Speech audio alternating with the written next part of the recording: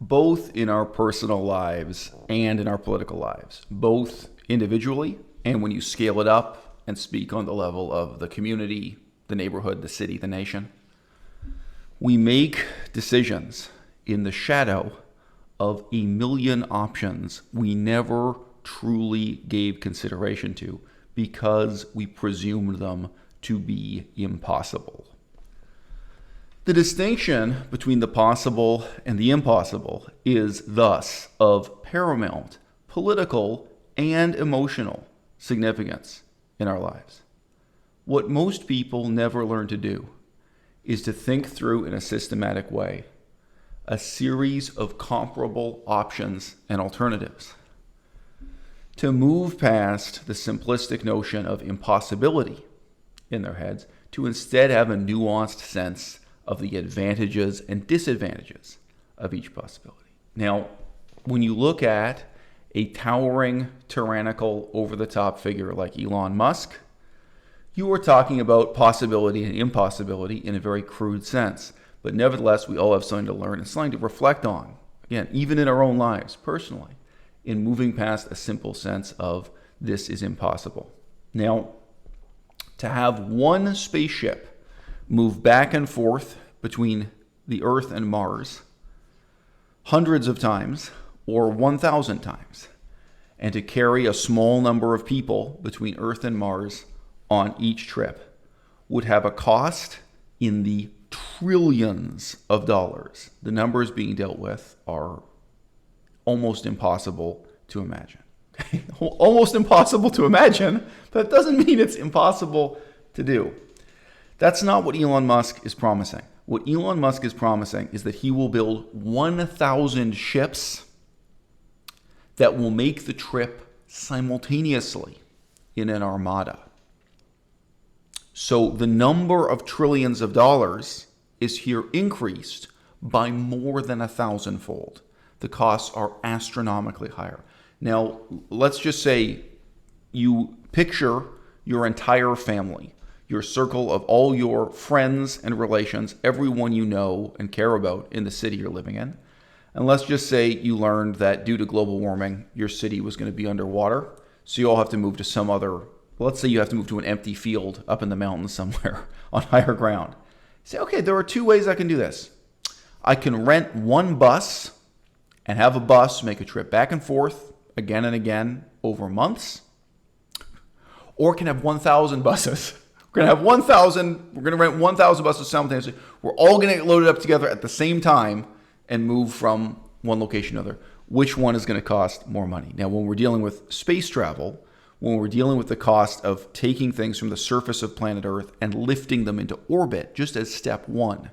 So this is not just the metal that the devices are made out of. Every pound and every ounce costs an enormous amount of money in jet fuel to elevate out of the Earth's atmosphere, but all of the water people are going to drink, all the food they're going to eat, all right, it gets ridiculous. It's much, much, much more difficult than planning a bus trip. But nevertheless, you can understand the difference between having one bus go back and forth in a bus trip and 1,000 buses going simultaneously. Now, if somebody said to you that building a city at the bottom of the ocean encased in a glass bubble is impossible, you could very easily in this context say, no, it's not. That's not impossible at all. But we get into some really interesting and challenging questions on this scale of magnitude when we're thinking about possibility and impossibility, the political costs and economic consequences. If you build a city at the bottom of the ocean, encased in a glass bubble, it probably has absolutely zero scientific value, nearly zero economic value, it has some tourist value. Some people are going to pay to go down in a submarine or something for the novelty of it. One could say much the same as much of the space program, frankly. If you start to estimate the costs of doing that, they are so much lower than sending just one team of human beings to Mars to live permanently on a space station Mars. Maybe even if just one person or two people living on a permanent, base on Mars, that it starts to seem like the easiest thing in the world. Now, what are the advantages of being at the bottom of the ocean? Well, you have access to hospitals. Like if someone gets sick while they're in this little bubble at the bottom of the ocean, you can put them on a submarine, bring them to the nearest city. Or you could take a doctor from the nearest city, put him on a submarine, send him to the bubble. Wow, what a cost savings. They have access to air. Oh, you might think air is hard to get at the bottom of the ocean. Try getting air on Mars. Okay, try getting air in Earth orbit. Okay, it's quite easy to bring air to the bottom of the ocean. It's quite easy to bring food. It's quite easy to bring potable water or to convert. And you have gravity. In fact, the advantages you have of having a colony, so to speak, at the bottom of the ocean over building a colony on the surface of Mars or the surface of the moon are so extreme. The number of trillions of dollars you would save, it's so radical that you can also make a kind of moral case for this.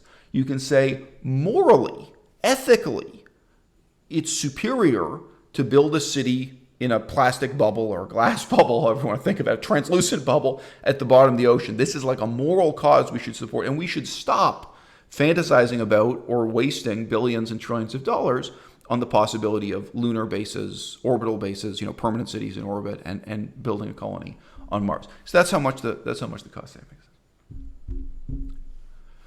There's a civil war in Myanmar right now. Some people want democracy and some people don't. How much would it cost to build an earthly paradise in Myanmar compared to building a city encased in glass at the bottom of the ocean, an orbital platform with 1 million people living on it permanently, a colony on the surface of Mars, a permanently inhabited moon base? How much would it cost to raise the standard of living in each and every town in Myanmar to be equal to Disneyland, California? Let's really set our sights high and let's do a cost estimate where the quality of public bathrooms and schools and roads and democracy is better than Anaheim, California. It's not. Perhaps not paradise.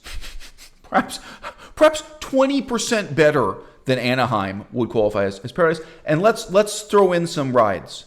Every single town has got to have at least a flume ride or a Ferris wheel. We can do cost estimates. How much does it cost to have 10,000 Ferris wheels for Myanmar? Okay.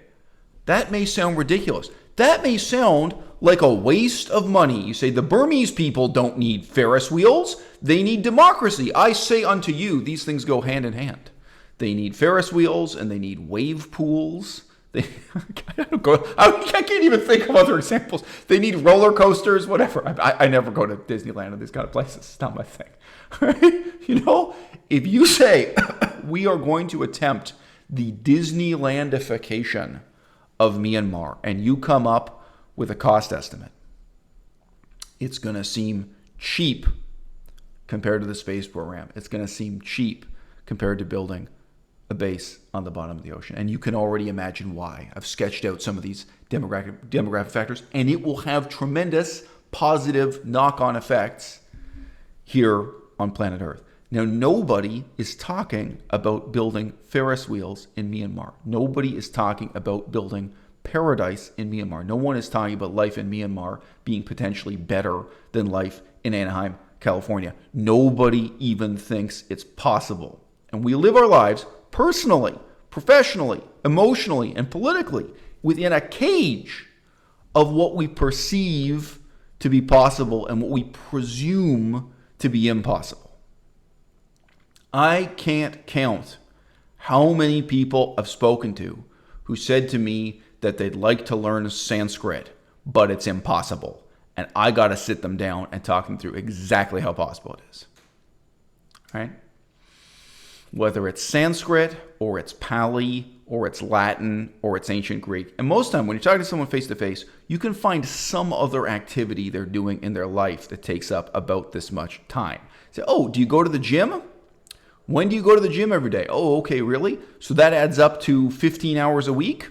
Okay, guess what? The same amount of time you're spending at the gym now, you could be learning Latin, you could be learning ancient Greek, you could be learning Sanskrit, Pali, whatever the language is you're talking about. And I'm in a position, I have enough experience, I can talk them through exactly what that's like exactly what is attainable and what's unattainable, and how much help you need, or to what extent you can just do it with your own mobile phone, to what extent you can do it just with applications downloaded from the internet and the dictionaries you need to get. I can really give someone valuable advice on those steps if they want to do it. But you know what changes when you realize it's possible? Guilt, shame, responsibility, because now you realize it's been possible all along, and your concept of what's possible and impossible has been an excuse. It's an excuse you've been hiding behind, and it's even a mask you've been wearing that kind of prevents you from seeing reality around you in all of its detail. It's a mask that kind of cuts off your view of the full range of options and possibilities in your life, and you've been wearing it for all these years, right? And now you have to face up to what's possible.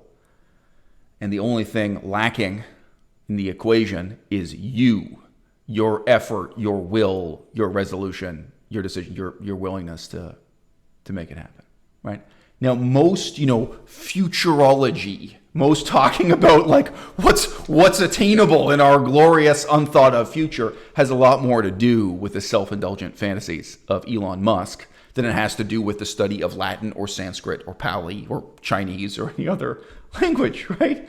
It's tragic. What the fantasies tell us a great deal about human nature, and one of the most central aspects of human nature is, after all, laziness. That's really what we're all struggling against here. Yes, wouldn't it be nice if someone else went ahead and made a colony on Mars for us to, sit back and enjoy, and nobody's interested. Oh yes, wouldn't it be wonderful if Elon Musk gets to live out his dream of farming corn on the surface of Mars, and they're not interested in the fact that Mars has not only no atmosphere to grow corn, no soil to grow corn, no gravity to grow corn. It also doesn't have sunlight to grow corn. Like the most obvious thing. It would literally be easier to grow corn at the bottom of the ocean than to grow it on the surface of Mars if you start with it. But okay, what a great fantasy. And then you never stop and look at your own life and think, I could have bought a farm. I could get land. I could take up farming as a hobby or as a career. I could go from having it as a hobby to it really taking over. I could have done something productive and creative and innovative, and I could have done something with my life. If I think that's heroic, this vision of, going out to new frontiers and farming corn, what does that say about me, and what does that say about my life, and what I presume about what's possible for me? The one that comes up most often in Canadian politics. Okay, if we're keeping it all the way real, what comes up most often is weight loss. What comes up most often is exercise and physical self-transformation, because people are shallow. And people live with a million different excuses for why they can't lose weight, why they can't get in shape, why they can't change their diet, why they can't change their habits. And you live surrounded by people who have excuses for why they can never read a book that's in their first language. Like they speak English first language, there's some book, and it's like, dude, if you write it down, if you write it on a chalkboard, so you wake up in the morning every day, it reminds you to read this book, you're going to get it read. There are things people live with, the illusion that they're impossible and unattainable. But the one that comes up most often in this political context of the United States and Canada, genocide, and the obligation so many of us feel to learn an indigenous language rather than just letting them go extinct. So if you're watching this and you're from England or something, if you're from Spain, from some other country, some other continent, you may not know what it's like to every day drive your car down a highway and have cities with unpronounceable place names in extinct languages or nearly extinct languages, or languages where you've never met anyone who can understand them or know what it means. I've actually been on, I studied Ojibwe and Cree. So I say it all the time. I primarily studied Cree. My program also contained the unit on Ojibwe. If I just say Cree, people don't know what language I'm talking about. So I normally say Cree and Ojibwe. I studied those languages at First Nations University, Canada. And several times I went on Wikipedia and other websites and I corrected the explanation for the name of a city or town in Canada. Maybe once it was a river, but normally it's a city or town that has one of these names. And the funniest thing was, they had sources. So they would have a wrong explanation for why the town was named what it was. And they'd have a footnote, it's the Wikipedia style, and I could click and I'd go and be able to find the book it was published in. There are people out there treating this, and I would provide a footnote, and I would actually name the pages of the dictionary. It's like, yeah, oh yes, well, allow me to do the incredibly in-depth research of looking the word up in the dictionary. But in Canada, almost nobody has access to a dictionary for Cree or Ojibwe. This is the level of ignorance. Okay, people live their whole lives with the assumption that there is this process of genocide, there are these languages disappearing, and there is nothing we can do about it, that nobody can learn the language, not even the people who genetically are linked to that history. And the answer is no. You can learn Latin, you can learn Greek, you can learn Hebrew, you can do it. It's all up to you. This is not impossible, it's possible. What the part that's difficult is caring. The part that's difficult is having the will and the self-discipline and the commitment to do it. And, looking at the reality of Canada, the United States today, what if there aren't even 500 people? Let's be blunt. What if there aren't 500 white people willing to do the hard work to learn Cree, to learn Ojibwe, to learn any other indigenous language you can name? Do you think there are going to be 500 Chinese people who are going to do it? Do you think there are going to be 500 people at the Linguistic Research Institute in Africa? How about in France or Germany, right? And I'm saying white people, because people, none of us were born speaking Latin. Come up with an estimate of how many people are learning Latin, all right? Either this is possible or impossible, all right? If it's actually impossible, let's think through the implications of that. And if we can admit to ourselves that it's possible, let's really deal with the implications of the fact that nobody is doing it and nobody is going to do it. Right? In this way, the sense of shame, the sense of guilt, the sense of responsibility begins with an awareness that some alternate course of action is possible. Most Americans and most Canadians are resigned to the idea that our First Nations people, our Indigenous people, live in third world conditions. Oh yeah, they don't really have drinking water and electricity and roads the way we do because they live on these reservations that we kind of force them on. And this is just seen as normal, right? Yeah, I guess they kind of have a separate school system. And look, I know a lot more about this than the average person. I'm here putting on the voice of the average white Canadian or white American. Most people have never thought it through. If you ask a white American, oh, yeah. You know how there are those African-American colleges and universities, the special black people, black power kind of college. What do you think the situation is for the Navajo? What do you think the situation is for the Inuit? What do you think the situation is for your own indigenous people? The vast majority of Americans will just be dumbfounded. They'll just say, I don't know. They'll just say, I have no idea. Are there universities for those people? Do those people have their own universities the same way black people, the same way African American people? They do. Have you ever been tempted to enroll there yourself? How about, do you know anyone? Do you know any white people who wanted to compete to get into one of those colleges? Did your high school counselor encourage you to apply to it? Because they're across America, like geographically, they're spread out. I mean, I can say something similar for Canada, right? This is unthought of. Is it possible? Is it possible to provide our indigenous people with world-class running water and electricity and internet connectivity and primary schools, high schools, and universities? Why don't you do a cost estimate of what it would take to raise the quality of life on Canada and America's Indian reservations, First Nations territories, whatever you want to say, to raise the quality of life there to be equivalent to Anaheim, California?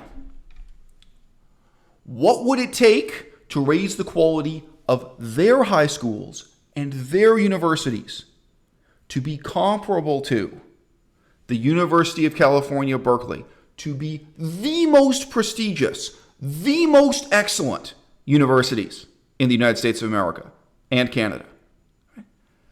And you know what? You might have to make some people uncomfortable. You might have to go to some other universities and shut down some of their departments and say, no, we're closing down this department at this university in a big city, and we're going to take your professors and we're going to go make them live in the middle of nowhere. because we don't want it to always be the middle of nowhere. We're actually going to reallocate resources, including human resources, and we are going to put you out on the frontier to do something new and bold and different. Oh, sorry, that fucks you. Oh, sorry, you find that depressing? You find that challenging? Would you rather go to Mars? Would you feel more pride tilling the soil of Mars or the surface of the moon? Oh, I'm sorry, you don't feel any sense of adventure or do something new? Yeah, you know what? There are First Nations people, there are Indigenous people out in remote areas of Montana and Western Ontario. And you know what? We're not going to accept the fact that they live in conditions that are worse than Myanmar right now. We're not going to accept the fact that their status in this democracy is less democratic than the status of Indigenous people in Myanmar. I defy you. Look it up. A totally racist colonialist system of government here in Canada that was never meant to represent or include Indigenous people, and it still doesn't because we never reformed it. We never wrote a new constitution. We never came up with new electoral practices to include it. It's ridiculous. We have a worse than apartheid system of extinguishment towards our Indigenous people. Oh, yeah, you know what? Some of the most pampered, comfortable people in all of Canada and all of the United States are probably going to have to pack up and go out to a new frontier, which is a lot more comfortable than living under a glass bubble at the bottom of the ocean or in a lunar colony on the moon or Mars. And they're going to have to learn to take pride in that and say, we are the generation that decided this is possible. This is our priority. It's necessary. It's happening now. The whole tide of history of these languages disappearing and our political leaders saying these people don't matter and they're going to be forgotten, we're going to turn it around. We're going to go in the other direction, even if it costs $1 trillion. Because if you look at the annual budget for NASA, if you look at the amount of money being wasted on NASA year after year after year, and you think, what if that budget was going into First Nations education, Indigenous people's education, and even Indigenous people's plumbing and electricity and some of those things that I've mentioned? What do you think the cumulative effect of that would be after just 10 years, after just 20 years? It would change everything. And it wouldn't just change things for Native Americans. It would change things for white Americans and black Americans and Hispanic Americans and everybody else, okay? And it has to start with a commitment, all right? In the same way that the absurd idea of building a city under a glass bottle at the bottom of the ocean, a glass bottle, that's a good way of putting it, at the bottom of the ocean.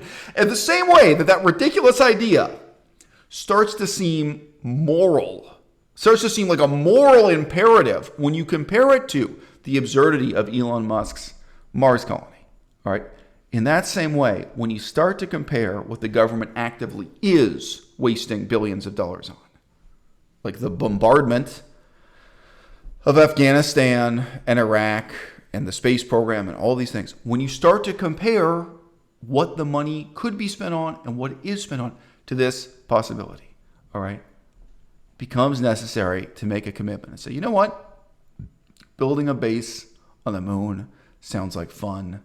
Sending another rover to explore Mars and map it and everyone, it sounds fun.